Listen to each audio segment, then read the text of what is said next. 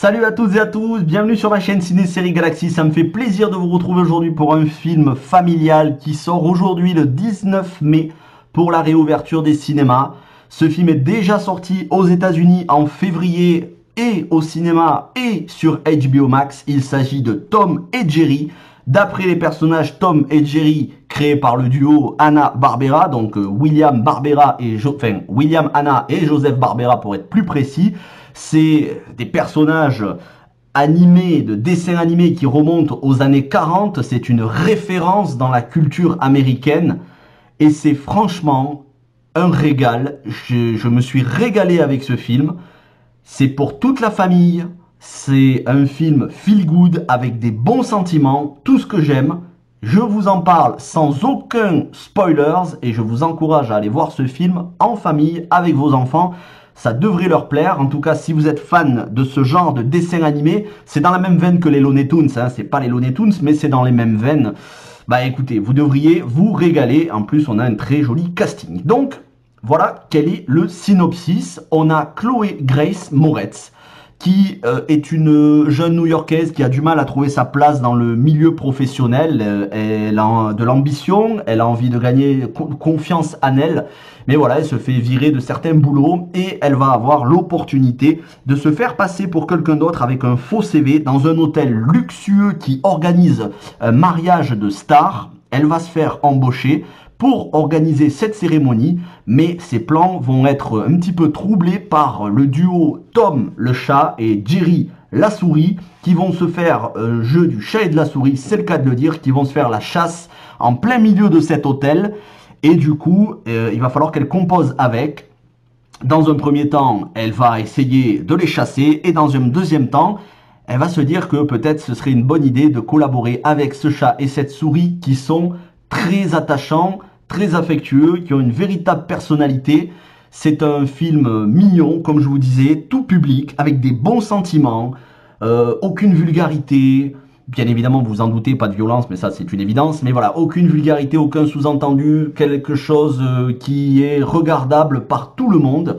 Et donc, comme je vous disais, on a une distribution plutôt prestigieuse. Chloé Grace Moretz, pas besoin de la présenter, je pense que vous la connaissez tous pour Kick-Ass. Voilà, Kick-Ass, La Cinquième Vague, la Carrie, ou plus récemment Shadow in the Cloud, Greta, le film avec Isabelle Huppert. Bref, elle a joué dans plein d'autres films. Michael Peña, lui aussi, bon, ben on ne présente plus. Voilà, Michael Peña dans le MCU, il a débuté aux côtés de Mark Wahlberg dans Shooter Tireur d'élite. Il est la star de Narcos Mexico saison 1. Ken Jeong, c'est ce chinois que vous avez qui est tout le temps délirant. On l'a vu notamment dans Transformers 3, si je ne me trompe pas, en tout cas dans un des Transformers. Et puis depuis, on l'a vu dans pas mal de blockbusters américains. Il joue toujours le rôle du chinois totalement déjanté qui fait des crises de colère. Très amusant. Colin Jost, moi, que j'avais vu dans Célibataire mode d'emploi, une comédie romantique. Oui, j'aime bien les comédies romantiques. Et Pallavi Sharda, donc eux, ils font le couple de stars qui, elle, avait joué dans Lyon avec Dev Patel et Nicole Kidman qui se déroulait en Inde, si je ne me trompe pas.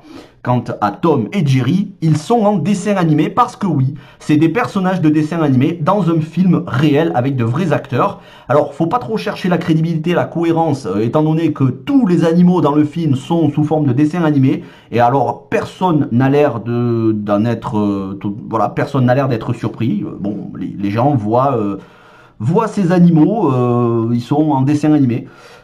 Pourquoi pas, mais une fois qu'on a passé ça, qui peut surprendre, on se régale durant tout le film. En tout cas, moi, c'est mon cas. J'espère que vous vous régalerez en voyant ce film. Il a plutôt bien marché. Alors, c'est compliqué parce qu'on n'a pas les chiffres HBO Max. On n'a que les chiffres du box-office américain et un petit peu dans le reste du monde. Là encore, on ne sait pas si c'est un immense carton, mais bon, pour un démarrage, depuis le mois de février, ça a rapporté... voilà, je pense que... Déjà, plusieurs dizaines de millions de dollars au démarrage. Je pense qu'aujourd'hui, le film s'est remboursé. Est-ce que ce sera un énorme carton qui va donner lieu à une suite? Moi, j'aimerais bien, parce que j'aimerais vraiment voir une suite.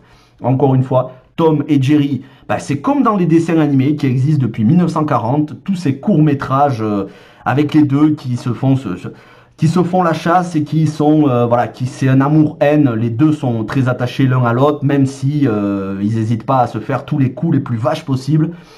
Très sympathique comme film, Au niveau de la musique, c'est peut-être le point que je reprocherai au film d'utiliser un petit peu trop de musique rap américaine, R&B, mais bon, à la rigueur, ça peut plaire, c'est dans l'air du temps.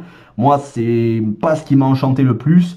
Par contre, pour le reste, la réalisation est très soignée. D'ailleurs, c'est Tim Story qui est à la réalisation. Tim Story, ça vous dit quelque chose, c'est normal, c'est le réalisateur des 4 Fantastiques 1 et 2 avec Jessica Alba, mais aussi de Mise à Prix avec Ice Cube et Kevin Hart. Ouais, c'est ça.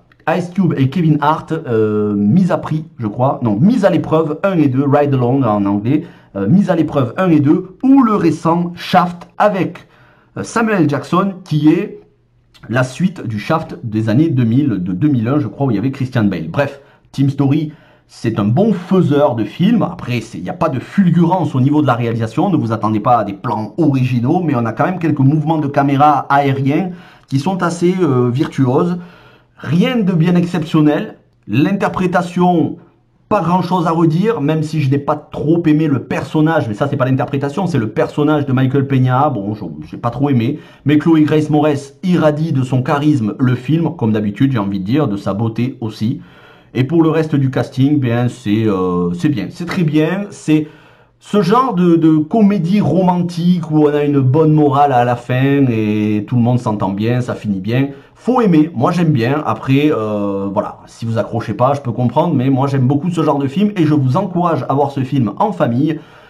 Est-ce qu'il sortira très vite en DVD ou pas? Je sais pas. Bon, ben forcément, il est déjà disponible sur tous les sites de téléchargement, mais voilà, il sort aujourd'hui au cinéma pour ceux qui veulent aller au cinéma. Il n'y a pas de problème. Quoi qu'il en soit, merci à tous d'avoir regardé cette critique. N'hésitez pas à me donner votre avis si vous êtes allé le voir au cinéma. N'hésitez pas à me donner votre avis si vous l'avez déjà vu. Et moi, je vous retrouve très vite pour la critique, la 100e critique de la chaîne, puisque là, vous voyez, c'est la 99e.